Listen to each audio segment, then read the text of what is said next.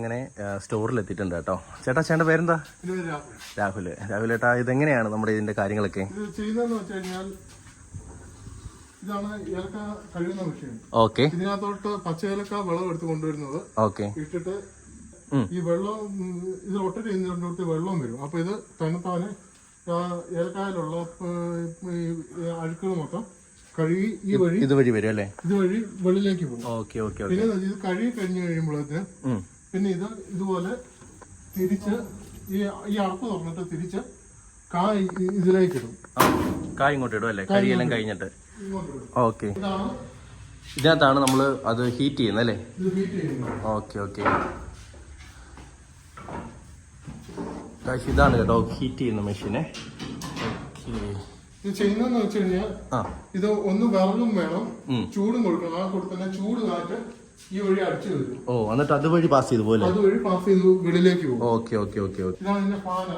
Okay okay okay. ഇതിനകത്തൂടെ ഇവിടുന്ന് ഇങ്ങോട്ട് കേൾക്കോട്ടോ, ഈ ചവിട്ടി ഇങ്ങോട്ട് കേറാവോ? കേൾക്കും. ഓക്കെ. ഈ വഴി എയർ വലിക്കും. Okay okay. ഇതുവഴി എയർ വലിക്കും അല്ലേ? ഇതുവഴി എയർ വലിക്കും. എന്നിട്ട് അത് ഈ വഴി വന്നിട്ട് പിന്നെ ഈ ബ്ലോറിനകത്തേക്ക് വരും. Okay okay okay. പിന്നെ ഇത് ഈ കാണുന്നതെന്ന് വെച്ച് കഴിഞ്ഞാൽ അടുപ്പാണ്. അടുപ്പാണല്ലേ?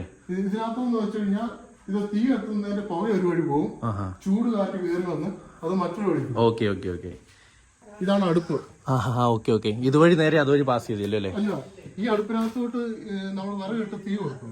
തീ കൊടുത്തു കഴിഞ്ഞിട്ട് ഈ കാണുന്ന അതുവഴിയാണ് അതിന്റെ വഴി പുക പോകും. ഇതിപ്പോ ഈ വഴി കയറും. ഇതിനകത്ത് പല ഹോളുകളാണ്, പല സെക്ഷനായിട്ട് ഇങ്ങനെ ഇരുമ്പിന്റെ ഹോളുകൾ കൊടുത്തു. അതിങ്ങനെ കയറി മറിഞ്ഞും പല തട്ടുകളായിട്ട് പോയിട്ട് ഈ വഴി പാസ് ചെയ്ത് പോകും പുക അല്ലേ? Okay okay okay.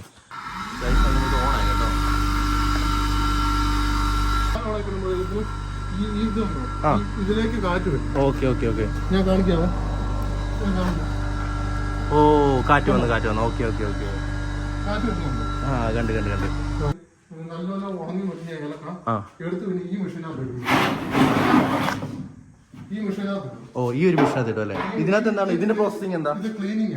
ഏലക്കായുടെ ഈ പൂവിന്റെ തല്ലി ഉണക്കാന്ന് പറയാം അല്ലേ? ഈ നെടുപ്പിന്റെ ഒക്കെ അറ്റങ്ങളാണ് അത് മാറ്റുന്നത്. ഓ, ഇതിനകത്താണല്ലേ? കുഴപ്പമില്ല. ഇതിനകത്ത് അടിച്ചടിച്ചടിച്ച് ചെയ്യും അല്ലേ? ഓ, ഇതുപോലെ വലയാ. ഓക്കെ. നമ്മുടെ ശരിക്കും ആവശ്യമുള്ള ഏലയ്ക്ക് ഇതിനകത്തെ ആ കൊച്ചിനെറ്റിനകത്ത് നിൽക്കും, ആവശ്യമില്ലാത്ത എല്ലാം പുറത്തോടെ പോകും. ഇതിനകത്ത് തന്നെ നിൽക്കും, ബാക്കിയെല്ലാം തേണ്ട ഇതിനകത്തോടെ അങ്ങ് പോകും. Okay okay. ഓ, ഇവിടെ വീഴും അല്ലേ? ഇതാണ് അതിന്റെ പൊടിയും വേസ്റ്റും കാര്യങ്ങളൊക്കെ അല്ലേ? ഓക്കെ.